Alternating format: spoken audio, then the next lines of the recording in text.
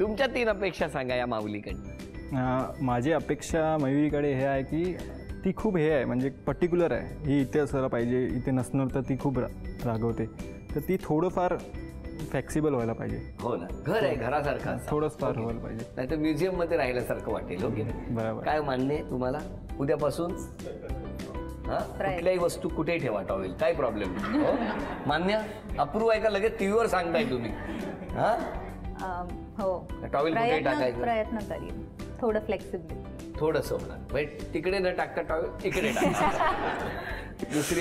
दुसरी अपेक्षा तिला, मला माहिती आहे तिला खूप चांगलं गुजराती येतं, पण ती माझ्याशी कधी बोलत नाही. तर मला पाहिजे की ती कधी कधी माझ्याशी गुजराती. हे तुम्ही गुजरातीत बोला आणि ते त्याच्यावर उत्तर देतील गुजरातीत. बघूया.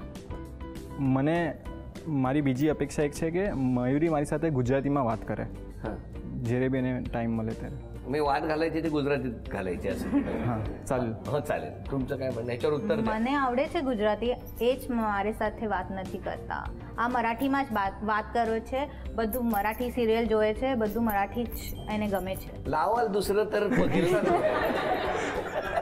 आता तिसरी अपेक्षा हे की जशी ती आहे तशी राहा. मला आवडणार, जशी आहे तशी राहायला पाहिजे ती. बरं, आता सांगा, आज क्षमा मागायची तर कोणाची आणि धन्यवाद द्यायचे तर कोणाला? मला सगळ्यांना थँक्यू म्हणायचं आहे, दोन्ही फॅमिलीजना. त्यांनी आम्हाला एवढं छान सपोर्ट केलं, ॲक्सेप्ट केलं. आणि स्पेशल थँक्स आईला म्हणायचं आहे, कारण तिने लहानपणापासून मला खूप खूप सपोर्ट केलं. म्हणजे मी थोडीशी भित्री भागूबाई आहे, तर आई आमची खूप स्ट्रॉंग आहे, तर ती प्रत्येक वेळी मला सपोर्ट करते. म्हणून आईला खूप थँक्यू. आणि सॉरी ॲक्च्युली राहुललाच म्हणायचं आहे मला. का? कारण मी खूप स्ट्रिक्ट आहे ना त्याच्याबरोबर, म्हणून. तुम्ही सॉरी कोणाला म्हणणार आणि थँक्यू कोणाला? सॉरी मी माझे आईबाबांना, आणि स्पेशल सॉरी मी माझी सासूंना बोलणार. कारण त्यांना असं वाटतं की मी कधी कधी त्यांच्याशी बोलत नाही, पण तसं नसतं, माझा स्वभावच तसा आहे. तर त्यांना थोडंसं कधी कधी वाटतं की मी त्यांच्याशी बोलत नाही, तर त्यांना थोडं राग येतो. तर त्यासाठी मी सॉरी बोलायला मागतो, कारण मला असं वाटतं की मी प्रयत्न करतो आहे.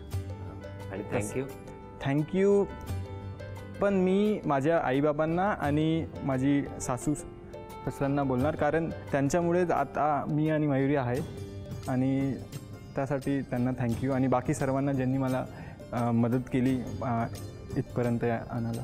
मनापासून बोलत होते. दोन्ही कुटुंबांना खरं तर त्यांनी धन्यवादही दिले आणि क्षमाही मागितली. कारण शेवटी जेव्हा 2 कुटुंब एकत्र येतात, मग आंतरजातीय विवाह असू द्या नाहीतर कुठलाही विवाह असू द्या, त्यामध्ये 2 कुटुंब एकत्र येतात, त्या दोन्ही कुटुंबाचं श्रेयही तितकंच असतं. आणि म्हणूनच एकत्र कुटुंब हे नेहमी आनंदाने राहत असतं. आज दोघांनीही धन्यवाद देताना, क्षमा मागताना कुटुंबाचीच मागितली. तेव्हा असेच हसत आनंदात राहा असं म्हणत झी मराठीकडून ही भेटवस्तू तुमच्यासाठी. अभिनंदन. आणि वहिनींना तथास्तु पुणे यांच्याकडून ही पैठणी.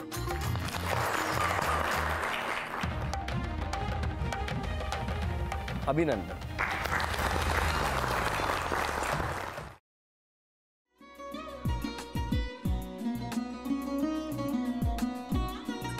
लावू का? असाच लावू ना.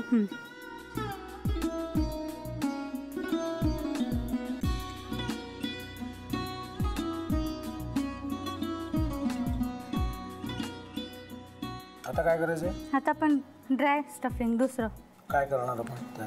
आपण ह्याच्यात मेयोनीज न टाकता बाकीचे सगळे साहित्य टाकायचे. अच्छा, हे सगळं.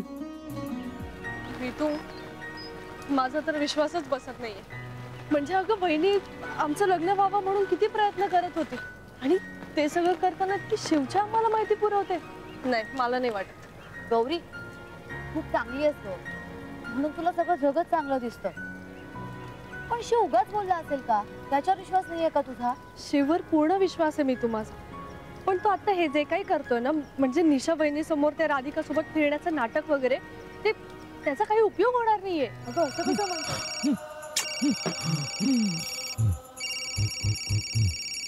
अगं नीलिमा, जतीन भाईंचा कॉल आहे. हो माहितीये, रिसीव कर ना. अगं बघ, कट झाला.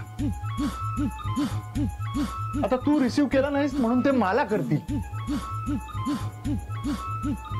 अब पुन्हा आला बघ. घे बघू. हे एक ना एक दिवस घडणारच होतं.